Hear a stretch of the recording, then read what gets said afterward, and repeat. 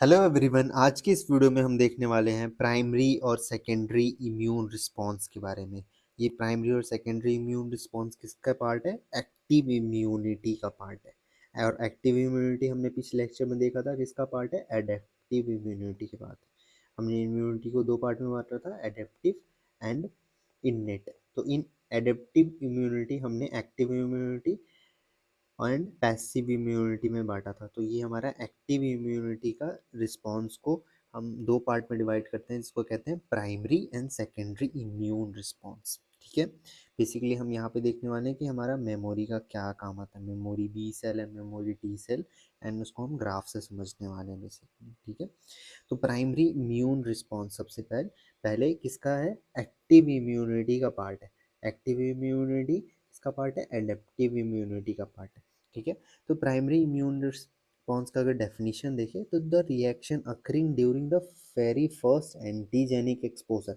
हमारे बॉडी के अंदर फर्स्ट टाइम जब एंटीजन आता है तो जो हमारा एक्टिव इम्यूनिटी जो रिस्पॉन्स शो करता है उसको ही हम कह देते हैं प्राइमरी इम्यून रिस्पॉन्स।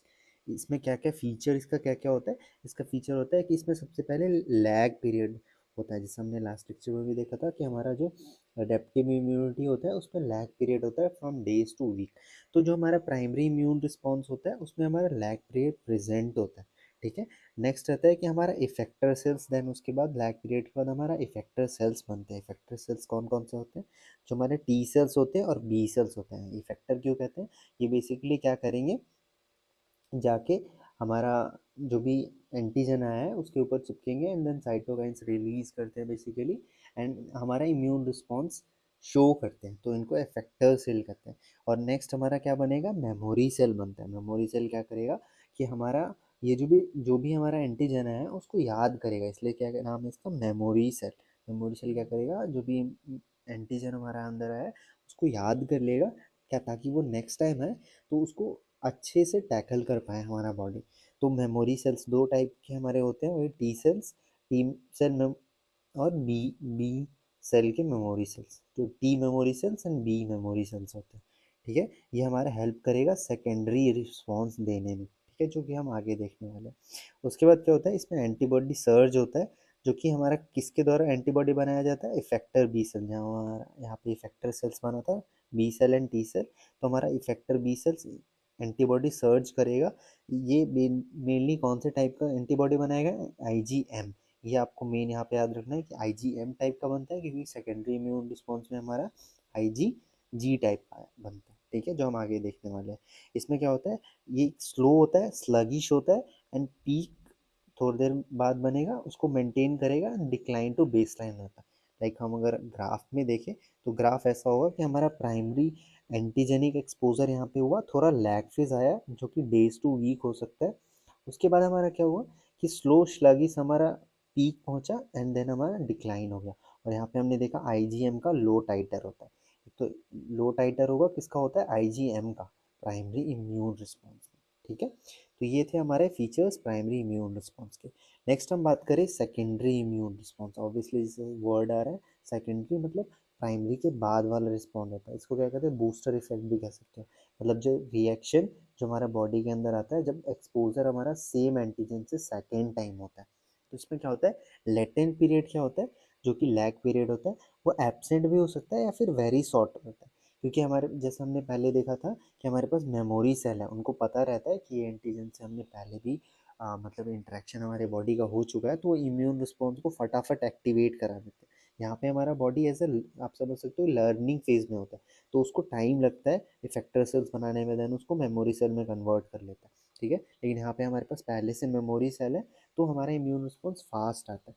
एक हमारा उसके बाद एक नेगेटिव फेज आता है। इसमें नेगेटिव फेज क्या होता है कि temporary drop in antibody level and very onset. ये क्यों होता है? क्योंकि हमारा जो एंटीजन है और जो हमारा प्री एग्जिस्टिंग एंटीबॉडीज पहले से जो बन के हमारे बॉडी के अंदर है, उन दोनों के बीच रिएक्शन होता है, बेसिकली न्यूट्रलाइजेशन होता है, जिसकी वजह से थोड़ी देर के लिए हमारा डिप आता है। हमारा बॉडी इस समय अपने आप को संभाल रहा होता है, सब समझ सकते हो। एंड उसके बाद एक बहुत बड़ा सा पीक आता है एंटीबॉडी सर्च, जो मेनली कौन से टाइप का होता है? आईजीजी टाइप का। तो हमने प्राइमरी में पढ़ा था तो उसमें IgM टाइप बनता है और यहाँ पे IgG टाइप का बनेगा। ये कैसा होता है कि प्रॉम्प्ट होगा, पावरफुल होगा और लॉन्ग लास्टिंग होगा, जैसे हमने पिछले लेक्चर में भी बात किया था इसके बारे में कि प्रॉम्प्ट होता है एकदम तुरंत होता है, पावरफुल होता है और लॉन्ग लास्टिंग भी होता है। इसका सिग्निफिकेंस क्या है अगर इस सेकेंडरी इम्यून रिस्पॉन्स का, तो हम लोग इसको ऐसे बूस्टर वैक्सीन डोज अगर देते हैं देन हम सेकेंडरी इम्यून रिस्पॉन्स को ही जगाने के लिए देते हैं, ठीक है। मतलब बूस्टर जो डोज हम जब भी देते हैं तो वैक्सीन को मोर इफेक्टिव बना देता है, क्योंकि हमारा बॉडी उस समय सेकेंडरी इम्यून रिस्पॉन्स उस एंटीजन के अगेंस्ट शो करता है। तो इसलिए हमारा बॉडी जब रियल एंटीजन हमारे बॉडी के अंदर आएगा देन वो उसको अच्छे से टैकल कर पाएगा, ठीक है। तो booster dose secondary immune response की वजह से ही इफेक्टिव होता है, बेसिकली आप ऐसे समझ सकते हो।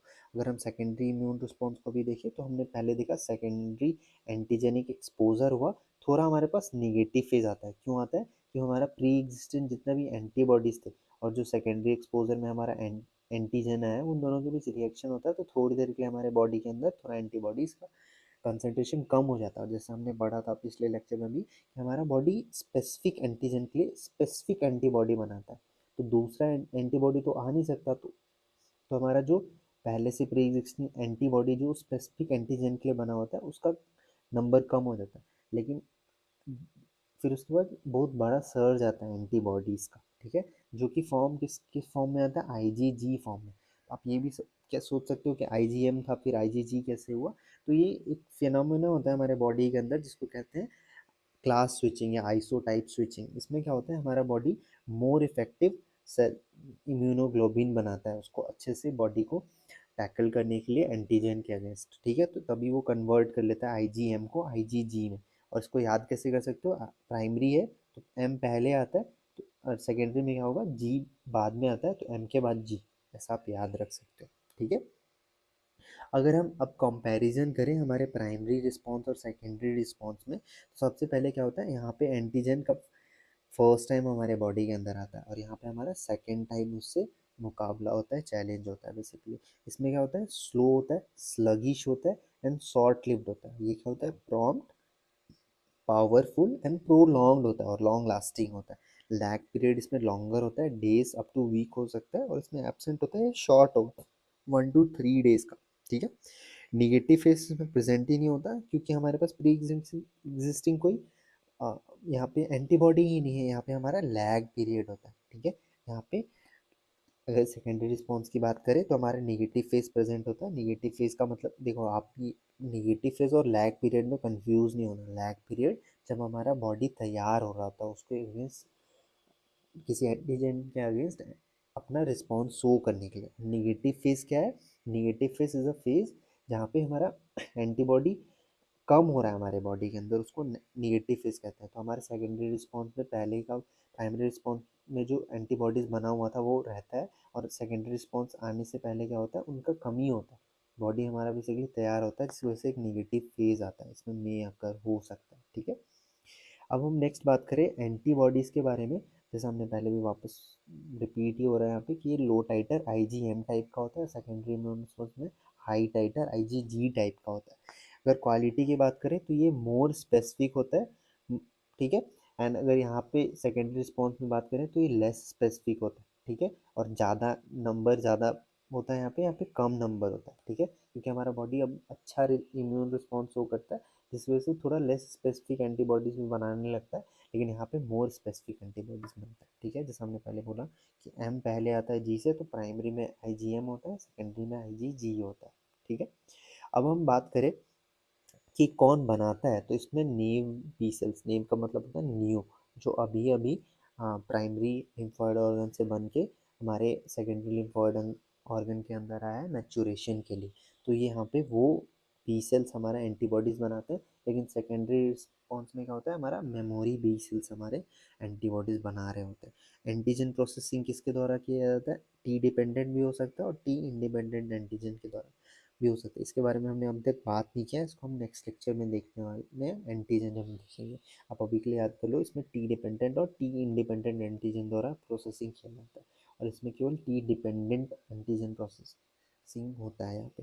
मतलब इसका अगर अगर बेसिक अगर हम बात करें, मतलब जो एंटीजन अगर टी सेल्स का यूज़ कर रहा है बी सेल तक अपना इंफॉर्मेशन पहुंचाने के लिए तो टी डिपेंडेंट होता है, और टी इंडिपेंडेंट का मतलब एंटीजन सीधे बी सेल्स के पास जा रहा है और फिर वहाँ से एंटीबॉडी प्रोडक्शन हो रहा है, तो उसको कहते हैं टी इंडिपेंडेंट। तो प्राइमरी रिस्पॉन्स में टी डिपेंडेंट और टी इंडिपेंडेंट दोनों द्वारा एंटीजन प्रोसेसिंग होता है, और सेकेंडरी में टी डिपेंडेंट होता है, मतलब पहले एंटीजन टी सेल्स के पास जाएगा, देन वो बी सेल्स के पास जाएगा और वहाँ से एंटीबॉडी रिलीज होगा। ठीक है, तो ये था हमारा comparison basically primary response and secondary response के बीच में। तो that's all for this video, see you guys in a next video with a new topic.